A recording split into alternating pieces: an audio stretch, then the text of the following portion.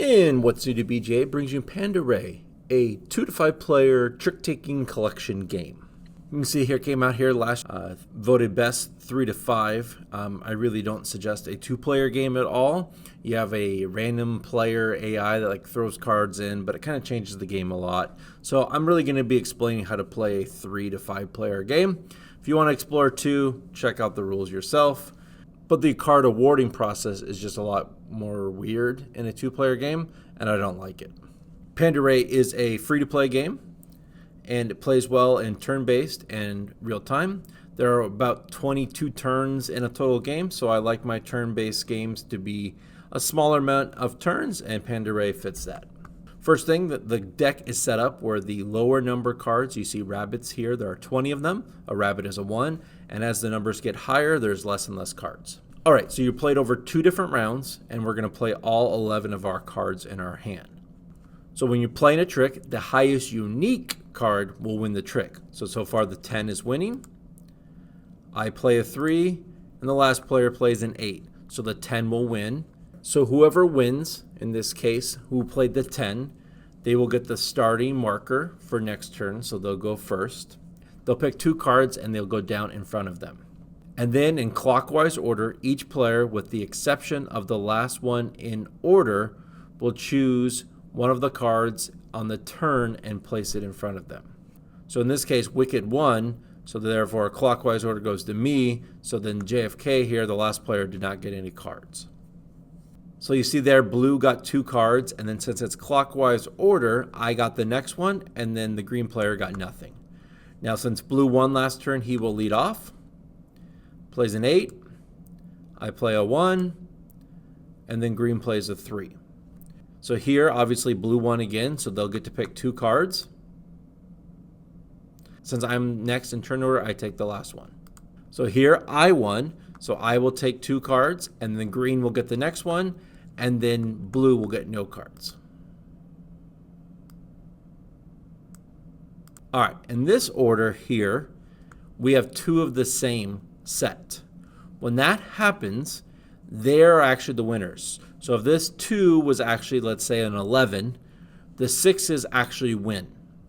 And what happens is whoever plays the 6 first gets to select the 2 cards. And then again, clockwise order. And then lastly, if you're playing a 4 or 5 player game, if there are ever 2 groups of cards, the ones from the largest group will be considered the winner. So if you can get 3 versus 2, that kind of deal. Then, if there's still a tie or they're the same size, the group with the highest value is considered the winner. So when you do have a pair down, whoever played their card first will be the winner. So here I started and led with the 4, and then blue played a 4, so therefore I will get 2 cards and green will get 1. Now, what does this all matter? You will score based on cards you get. So you can see the rabbit here. If you can get 5, you can score 15 points. But if you get 6, you'll actually lose points. Bears, if you can collect a pair of bears, you score points. Otherwise, solo bears score nothing. Giraffes just score a point. Owls want to be with giraffes, so they score. Otherwise, they don't score at all. Cats will multiply by themselves. So 2 cats would be 4 points. Foxes, you see here, are negative 2 points. And you can see here lions are worth points if you can collect 3 of them. Otherwise, you basically will lose points for not collecting any. And then finally, a pig. The pig does not score any points, but instead it serves as a tiebreaker case. So whoever, the player with the most pigs, will usually win the tiebreaker. You can see here, if you have the most pandas, then you're going to score 10 points where everybody else loses.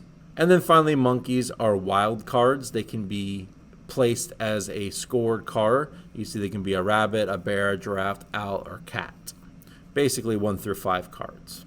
So you can see after the first round you do score. So you're going to be taking your cards and scoring, and then you will add more cards to your pile.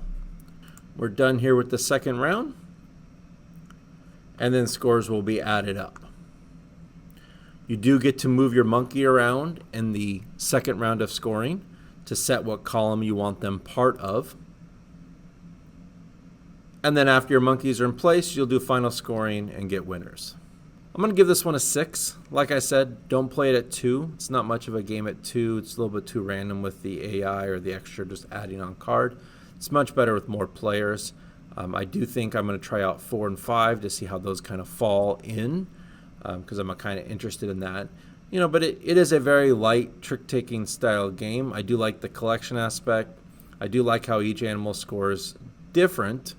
There's quite a bit of thinking, especially with I believe it was the fox is worth negative points. So playing him at certain times. So if you're looking for a little bit of a different take on trick taking and set collection, check out this one. As always, I've been the Digital Board Gamer. Good luck and have fun.